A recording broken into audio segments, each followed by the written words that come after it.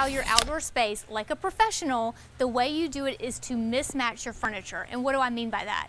That essentially means that you don't buy a whole suit or a whole set of furniture. You want to buy pieces and put them together. And I'm going to show you how to do that, like I do it, within this outdoor patio space. You can see here I have a glass top table that is bamboo, but it's painted white.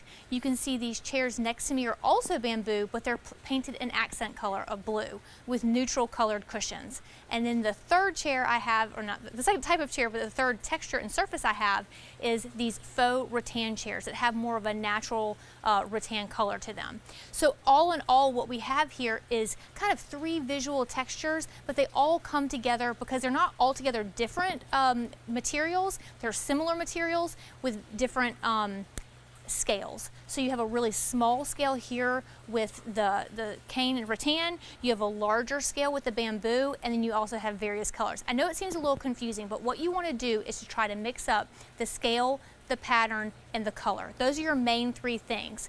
So what I did in this space to create that is we have one dining table that is one something, right? So yours can be a metal dining table, it can be a bamboo with a glass top.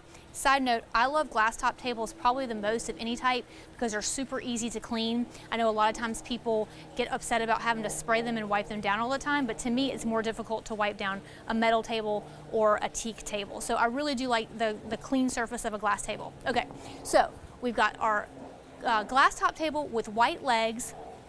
All four of our side chairs are the same, two on each side, and then our end chairs are different, right? So if you want to create the same kind of look, you get one table, four dining chairs that are not the same material as the table, and then two end chairs that are completely different from the four dining chairs.